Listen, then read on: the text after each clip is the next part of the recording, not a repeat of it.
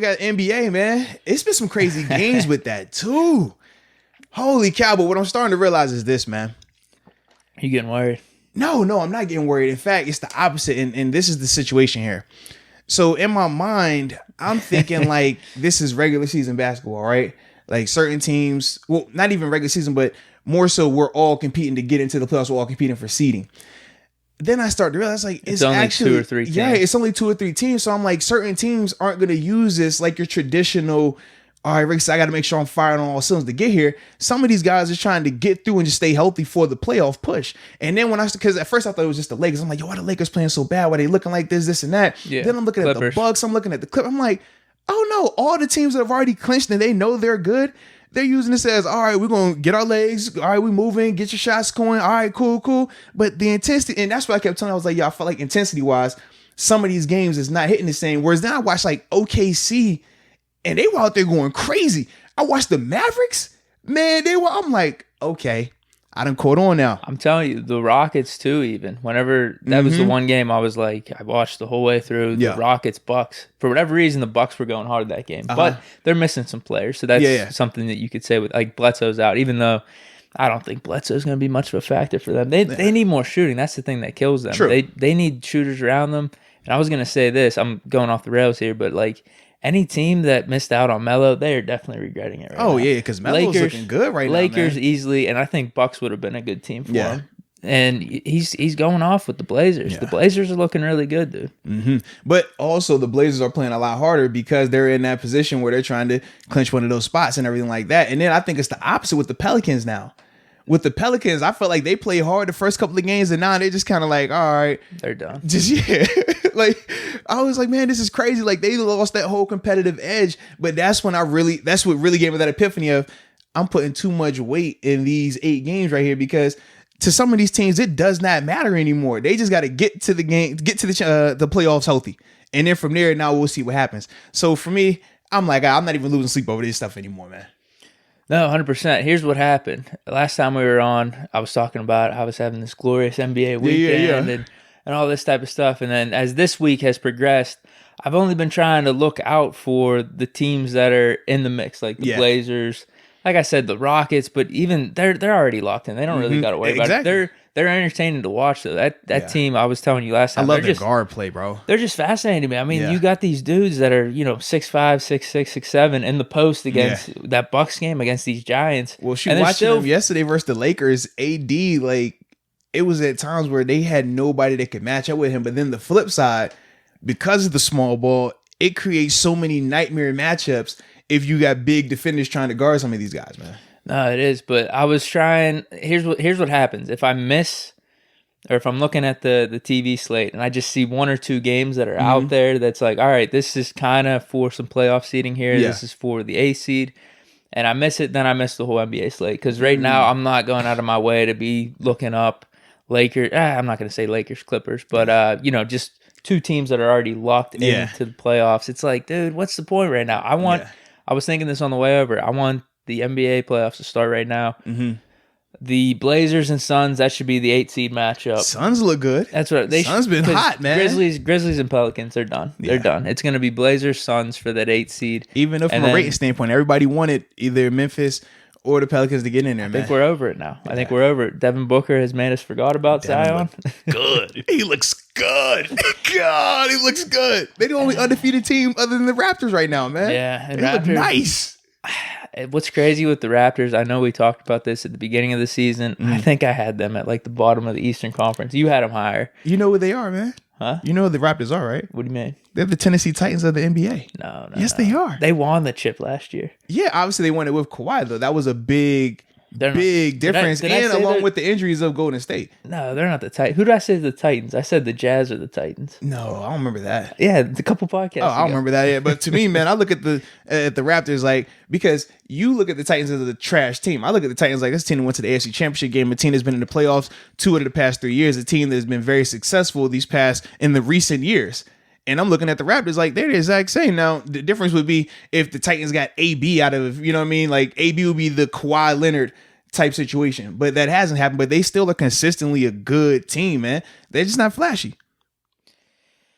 Well, they actually have a legitimate shot to me to beat the Bucks. I mean, they took them down last year, obviously missing Kawhi, but Yeah. I could see the Bucks just having some problems, man. I really do. It's really Giannis or nothing. It is. Well, For me- Middleton's been playing well though, man. Yeah, but that's about it. Like he's not. I don't know. He's not that dynamic playmaker though. He's gonna make some shots for you. Couple dribbles, little fadeaway here. Hold on, there, man. but- They're gonna hit you with the statistic, man. He up there with Larry Bird and stuff, I man. know. I told you that. I'm just not buying it. But they don't. Dude, who else do they have? They that got the you're Lopez really, brothers. You ain't feeling them? Oh, dude. They try. I don't like them either. I'm really they not. don't do it for me. Lopez had a really good game against the Rockets, but that's just because it was against the Rockets Small and ball, a small yeah. ball because of how tall he was. If anything, they were letting him score. They were like, "All right, Yeah. take your twos. We'll guard you a little bit in the post and make you make the mistake." Which I mean, at some points he did. At some points they were able to get some turnovers on him, but. Dude, their whole team, it's just weird. It's a weird team. They don't have any outside of Giannis. They don't have stars. Even their number 2 star is Middleton, and he's still. I mean, when you talk about the hierarchy of the NBA, he doesn't rank like that. I actually man. wouldn't mind it if they had like.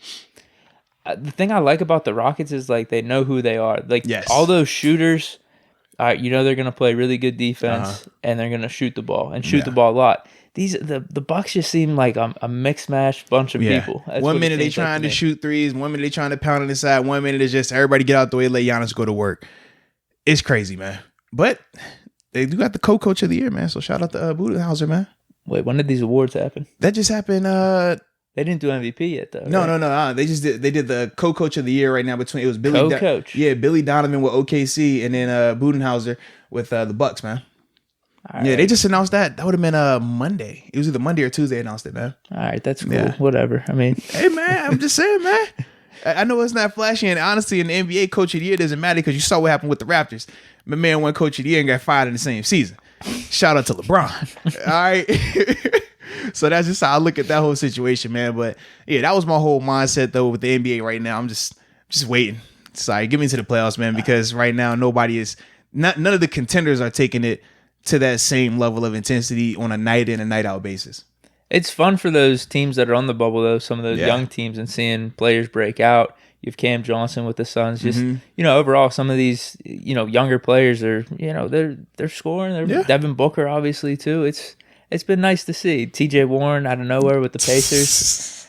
Like those TJ, are did he drop the 50 piece? He was the first 50 burger in the bubble, man. like those are cool little storylines. Just seeing Michael Porter Jr. is another one. Seeing these dudes break out in the bubble. But outside of that, in terms of championships, and you're not getting what you need in terms of. I have a realistic approach of what's going to be happening in the playoffs. That's my opinion, though. It's cool seeing the individual players, though. You know who I got excited watching the other day though? Kristaps Porzingis, man. I was able to watch him. I was like, dang, because obviously he got hurt in New York, but he was a beast in New York. But you could tell he was still on the up and coming. And I was watching him the other day. I'm like, dude, he pulling up shooting threes. He got a nice little hand. I'm like, all right, this could be something sweet here, man. I kind of like what I'm seeing, man. So I got a little excited about it, man. Mavericks are kind of nice. Yeah. They've been a weird team in the bubble, though. Yes. Falling off, like especially against the Rockets game. Not really being able to close. They lost against the Suns. I was watching that one. They're a weird team. Like they're really good on offense, like really talented and stuff. But do they have that closing it factor though? You know why they don't? Because they don't play defense. But that's your boy, Luka. Yeah. Nobody wants defense, right? Nobody cares about defense till it's time to lock up. You can't close out and have it factor games if you can't lock up. Why you think KD, when he was in Golden State, people loved him because not only could he score, he was going to put the clamps on whoever your star was. We've seen LeBron with the block. You know what I mean? Like everybody has to have those type of defining moments on defense, though. If you can't stop nobody, man, it doesn't matter. Man, that's what your boy Luka, man. He can score on anyone. Fun team to watch. Talk about defense though. James Harden. That's one of the things I've noticed. Absolutely, he's locked in right now, man. Yeah, we'll see what happens. Yeah. I still don't think they're beating the Lakers or Clippers though. I really don't. They're gonna make the semis. They're gonna face one of those two teams. Well, see, my thing is, I think they match up better versus the Lakers than they do the Clippers because the guard play and stuff like that. But then my thing is, are you getting worried? No, because I was about to tell you the caveat to that.